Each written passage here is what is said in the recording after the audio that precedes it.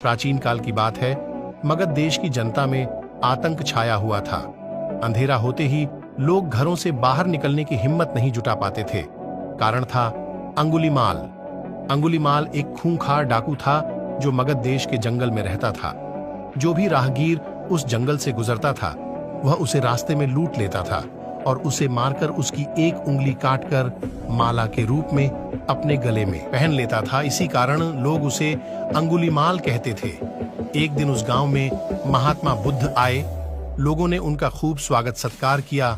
महात्मा बुद्ध ने देखा वहां के लोगों में कुछ डर सा समाया हुआ है। महात्मा बुद्ध ने लोगों से इसका कारण जानना चाहा।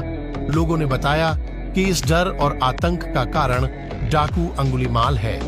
वह निरपराध राहगीरों की हत्या कर देता है। बुद्ध जंगल में जाने को तैयार हो गए तो गांव वालों ने उन्हें बहुत रोका, लेकिन बुद्ध अत्यंत शांत भाव से जंगल में चले गए। तभी पीछे से एक कर्कश आवाज कानों में पड़ी, ठहर जा। कहां जा रहा है? मैं कहता हूं डर जा। बुद्ध रुक गए और पीछे पलटकर देखा। लाल लाल आंखें, हाथ में तलवार लिए वह बुद्ध को घूर रहा था। बुद्ध समझ गए यही अंगुलीमाल है। अंगुलीमाल ने बुद्ध के चेहरे की ओर देखा।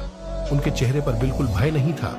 वह बोला, हे सन्यासी, क्या तुम्हें डर नहीं लगता? बुद्ध बोले, तुझसे क्या डरना? डरना है तो उससे डरो जो सचमुच ताकतवर है। तभी बुद्ध बोले, यदि तुम सचमुच ताकतवर हो तो जाओ, उस पेड़ के 10 पत्ते तोड़ लाओ।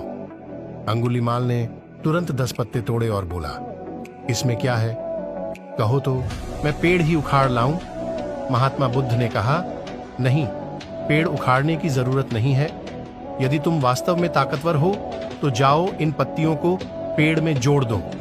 अंगुलीमाल क्रोधित हो गया और बोला, भला कहीं टूटे हुए पत्ते भी जुड़ सकते हैं? महात्मा बुद्ध ने कहा, तुम जिस चीज को जोड़ नहीं सकते उसे तोड़ने का अधिकार तुम्हें किसने दिया?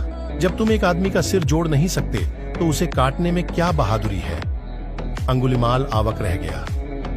वह महात्मा बुद्ध के चरणों में गिर पड़ा और बोला, हे महात्मन, मुझे क्षमा कर दीजिए, मैं भटक गया था, आप मुझे अपनी शरण में ले लीजिए। भगवान बुद्ध ने उसे अपनी शरण में ले लिया और अपना शिष्य बना लिया।